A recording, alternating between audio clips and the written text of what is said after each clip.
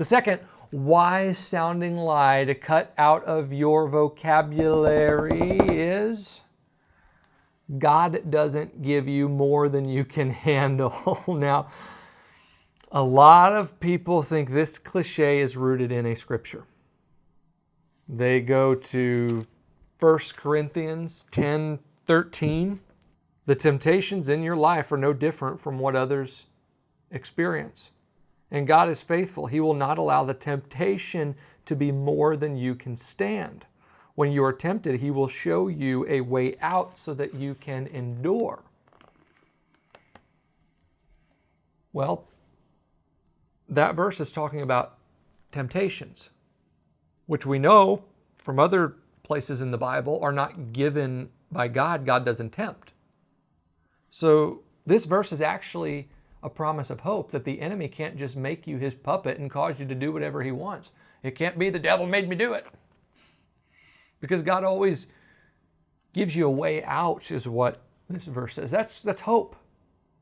But the idea that this has turned into that God won't give you more than you can handle, in one sense is false for all the reasons we went through in the first point. It slanders the reputation of God as the cause of bad things.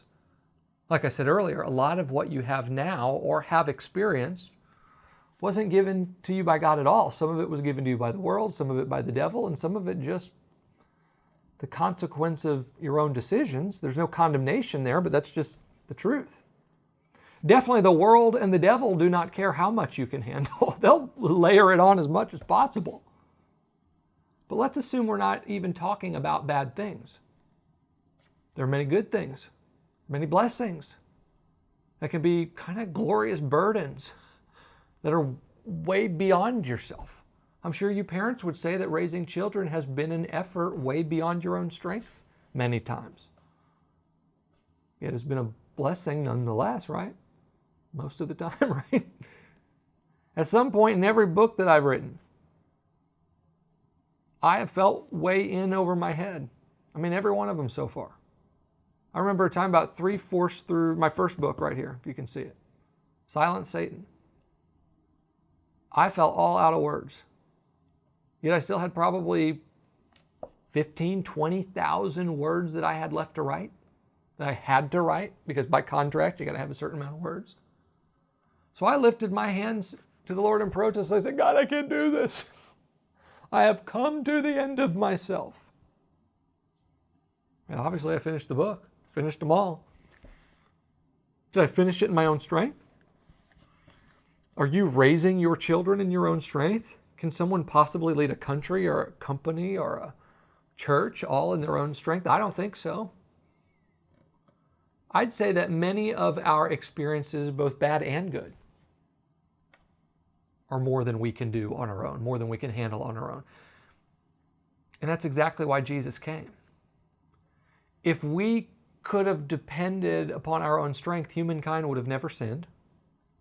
We could have perfectly upheld God's law. We could have done all the right things and avoided all the wrong things in our own strength, never needing anything beyond ourselves. But Jesus came precisely because God knows that we can't do it on our own. We can't fix our fallen features on our own. We can't follow His good plan for our lives in our own strength either. And God is okay with that. He literally made us to be dependent upon Him and to be recipients of His grace. The Apostle Paul learned this time and time again. In 2 Corinthians 1, 8 through 11, he tells the story of his journey to Asia and the trouble he and his crew faced. Listen to this. He says, we were crushed and overwhelmed beyond our ability to endure. We thought we would never live through it. In fact, we expected to die. Paul's being real honest there. So in Paul's own words, the experience was more than he could handle. But here's what that did. Paul says, but as a result, we stopped relying on ourselves and learned to rely on God, who raises the dead. I love how he puts that comma, who raises the dead. He's telling us about the God who he relies on and what he can do. But verse 10, he says, and he did rescue us. The key point there in that verse in times of trouble is it's God who does the rescuing. And when it comes to following God's purposes for our lives and living in the gifts and callings and opportunities that he gives, it's also God's presence that empowers us beyond our abilities to do it. In Philippians, Paul says it's God who works in you to will and do according to his good purpose. God's doing the work. He's empowering you. Think of this. One of the assurances that we have as Christians is that at the moment of our salvation, the very Spirit of God came to live on the inside of us. Awesome, right? I mean, we're cleansed, yes. That's a big part of our salvation, but God could have cleansed us without living in us. So why come live inside of us? Well, in part, God's Spirit lives in us to help us do what we can't otherwise do on our own. God's Spirit in us is the very reason why we don't have to try to comfort people with this phrase, well, God won't give you more than you can handle. Because with God's Spirit in you, it doesn't matter if you can handle it or not. It doesn't matter what you face. Because you don't face it alone, you don't face it on your own. What you face as a Christian doesn't really face you anyway. It faces God in you. And that's a losing battle for it, not you. We were made to be dependent on God. So replace the notion that God won't give you more than you can handle with the truth that you can do all things through Christ who strengthens you. You know that words can either uplift or tear someone down emotionally. But did you know that words also have a spiritual power that can alter the core of whatever they are directed at?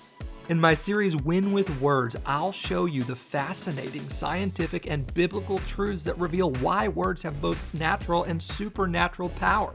And then I'll lead you into how to strategically use your words to win in life. This 4-part audio series includes the following messages: the mind and mouth connection, you are what you speak, curse words, and 3 words that repel the devil. Discover how to make your mouth work for you, not against you. Get Win with Words today on 4 CDs or MP3s at kylewinkler.org.